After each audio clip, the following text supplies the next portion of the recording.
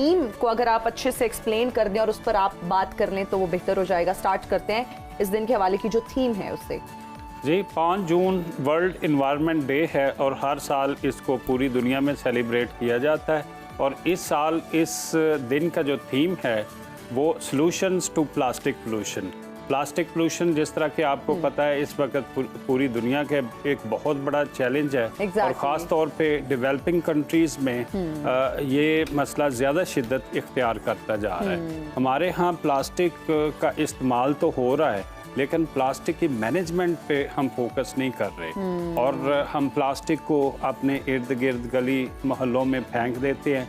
और हमारे यहाँ सॉलिड वेस्ट मैनेजमेंट का भी प्रॉपर सिस्टम ना होने की वजह से हमारे यहाँ कचरे के बड़े बड़े ढेर लगे होते हैं और वही कचरा फिर हमारे नदी नालों में चला जाता है और वो हमारे एक्वेटिक इकोसिस्टम के लिए बहुत अब्दुल कादिर साहब, कुछ साल पहले प्लास्टिक पर पाबंदी के हवाले से भी पाकिस्तान में बहुत काम हुआ, उसका हमें कुछ रिजल्ट भी देखने को मिला, लेकिन फिर से दोबारा हम प्लास्टिक में शिफ्ट हो गए। हम देखते हैं मार्केट में प्लास्टिक का यूज़ बहुत ज़्यादा है। अगर हम लेट्स से कि हमारा गुजारा नहीं है शॉपर बैग्स और प्लास्टिक को यूज़ किए बगैर, लेकिन इसकी मैनेजमेंट हम किस तरह कर सकते हैं? इसको डिस्पोज ऑफ करना हो या इसको रिसाइकलिंग करनी हो तो वो क्या मैकेनिज्म है? अच्छा, इसके लिए अब पूरी दुनिया जो है वो प्लास्टिक पोल्यूशन मैनेजमेंट के हवाले से सर्कुलर इकोनॉमी पे चली गई है। ये प्लास्टिक को वेस्ट नहीं है, अब इसको रिसोर्स समझा जाता है और प्लास्टिक की मुख्तलिफ प्रोडक्ट्स को कलेक्ट करके फिर उनको मुख्तलिफ प्रोसेसेस से गुजार के उनको वैल्यूएबल प्रोडक्ट्स में कन्वर्ट किया जाता है। इवन दुनिया में कई ऐसे ममालिक हैं जहाँ पे ये वेस्ट टू एनर्जी की तरफ भी चले गए हैं। और हमारे यहाँ क्योंकि ये सर्कुलर इकोनॉमी के लिए एक well defined structure organization departments की ज़रूरत है जो प्लास्टिक को कलेक्ट करे, सेग्रीगेट करे और उससे आगे जो है इससे वैल्यूएबल प्रोडक्ट्स में कन्वर्ट करे। इस्लामाबाद में रिसेंटली एक एक्सपेरिमेंट हुआ था कि यही प्लास्टिक जो है इसको रोड मेटल रोड जो है उसमें यूज़ किया गया। तो हमें ये ऐसी इनोवेशन की तरफ जाना चाहिए कि इस वेस्ट को वेस्ट न समझे, इसको रिसोर्स समझ के रिसाइकिल करके वैल्यूएबल प्रोडक्ट बनाएंगे तो उसकी वजह से हमारे माहौल के ऊपर इसका बर्डन बहुत कम होगा। अच्छा अब्दुल कादिर साहब, इस वक्त दुनिया का सबसे बड़ा मसला जो है वो क्लाइमेट चेंज है, ग्लोबल वार्मिंग। और अगर पाकिस्तान की बात की जाए तो क्लाइमेट चेंज के नुकसानात से मुतासिर होने वाले पहले 10 ममालिक में शामिल हैं। तो क्या इस मसले से निपटने के लिए हुकूमत के पास कोई पॉलिसी है, कोई इसका हल है? हुकूमत का अगला लाएमल क्या होगा? अच्छा, क्लाइमेट चेंज एक बहुत बड़ा थ्रेट है हमारे मौजूदा ग्लोबल वेदर सिस्टम्स के लिए और इसमें ह्यूमन कंट्रीब्यूशन एक सिग्निफिकेंट रोल रखती है। इसमें मेजर ग्रीन हाउस गैसेज है जिसमें कार्बन डाइऑक्साइड है और मीथेन है। ये हम पिछले जो लाखों सालों में हमारी ज़मीन में जो फॉसल फ्यूल पेट्रोलियम कोयले की शक्ल में कार्बन लॉक थी वो पिछले हमने 150 साल में उसको निकाल के फ़िज़ा में डाल दिया, जिसकी वजह से हमारा माहौल जो है उसका टेम्परेचर बढ़ता जा रहा है। तो इसके लिए हमें ये करना चाहिए कि ये सिर्फ गवर्नमेंट का काम नहीं है, ये हर इंडिविजुअल का काम है और उसको हर इंडिविजुअल को सामने आना चाहिए। जो बेस्ट प्रैक्टिस है क्लाइमेट चेंज को कम्बैट करने के लिए वो हमारे ये दरख्त है।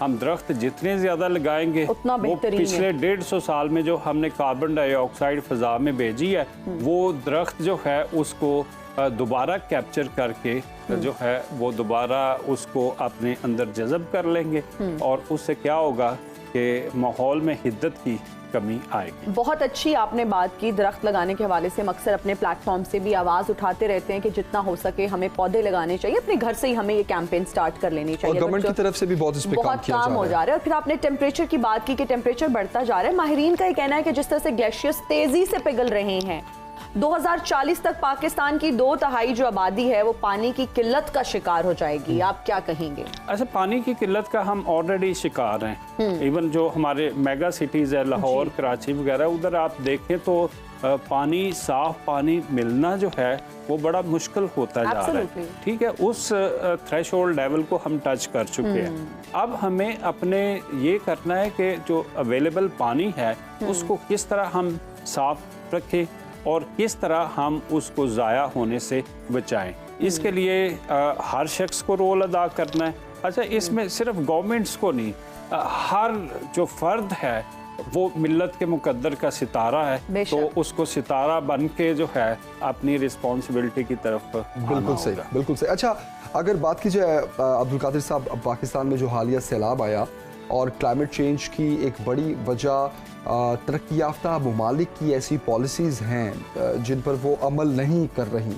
बेसिकली माहौल को ख़राब करने में तरक्याती ममालिक का ज़्यादा हाथ है और उसका खुमियाजा तरक्की पजीर ममालिक को भुगतना पड़ रहा है। इस हवाले से आप क्या कहेंगे, क्या इकदाम होने? अच्छा, इसके लिए पूरी दुनिया में अब बड़ी अच्छी एफर्ट्स हो रही हैं। जिस तरह ग्लोबल क्लाइमेट फंड है, ये उन कंट्रीज़ के लिए मुख्तस किया गया है या इसको किया जा रहा है जो डेवलपिंग कंट्रीज़ हैं और जिनका कार्बन डाइऑक्साइड की प्रोडक्शन में रोल कम है। तो वो कंट्रीज़ उनके लिए ये कंपनसेशन के लिए कार्बन क्रेडिटिंग और अब क्लाइमेट फाइनेंस फंड जो है वो मुख्तस किया गया है। तो इसमें अब डेवलपिंग कंट्रीज़ को चाहिए कि उसकी रिक्वायरमेंट्स पूरी करके उसको जो है आगे अवेल करें। पाकिस्तान को भी अवेल करना चाहिए। हमने काफ़ी इस हवाले से काम भी किया है। ये मुख्तलिफ जो प्लांटेशन की कैंपेन चली, बिलियन सुरामी ट्री, ये इसकी मिसाल है।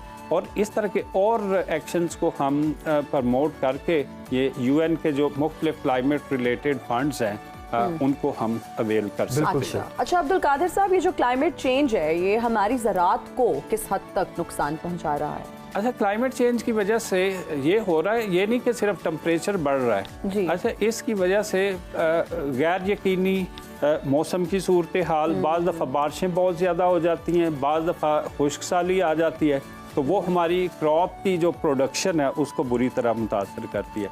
अगर ज़्यादा बारिशें हो जाए तो क्या होता है, वो फसल ख़राब हो जाती है। अगर बारिश ना हो तो उसमें फसल की ग्रोथ मुतासर होती है। तो ये क्लाइमेट चेंज जो है ये ज़राअत के ऊपर भी इसका एक सिग्निफिकेंट इम्पैक्ट। अच्छा, ना सिर्फ ज़राअत, हमारी सेहत को बहुत नुकसान हो रहा है इससे, इस पर आप क्या कहेंगे? क्योंकि बहुत सी बीमारियां जन्म ले रही हैं। अच्छा, बहुत सारी बीमारियां जन्म ले रही हैं। जिस तरह ये पीछे हमने डेंगू का मसला जो है फेस किया है, क्योंकि ग्लोबल टेम्परेचर चेंज कर रहा है। हमारे इलाके में आज से 30 साल पहले डेंगू नहीं था। वो क्योंकि क्लाइमेट चेंज की वजह से ये उस डेंगू मॉस्किटो के लिए फेवरेबल कंडीशंस बनी हैं, तो उस वजह से अब वो इस तरफ माइग्रेट किया और ये फर्दर टुवर्ड्स नॉर्थ माइग्रेट करेगा। और जैसे स्मॉग की हम बात करते हैं, सर्दियों में सांस लेना मुश्किल हो जाता है, तो क्लाइमेट चेंज ओवरऑल हेल्थ को बुरी तरह से मुतासिर कर रहा है। अच्छा, अगर माहौल को बेहतर बनाने की बात की जाए, इसकी सोल्यूशन की तरफ आते हैं और फिर हम अपनी इंडिविजुअल रिस्पॉन्सिबिलिटी की बात करते हैं, क्योंकि हम कोई भी चीज़ प्रीच करने से पहले हम चाहेंगे कि हम उसको अपने घर से, अपने आप से स्टार्ट करें। व्हाट डू यू थिंक कि क्या इनफरादी सतह पर हमें करना चाहिए?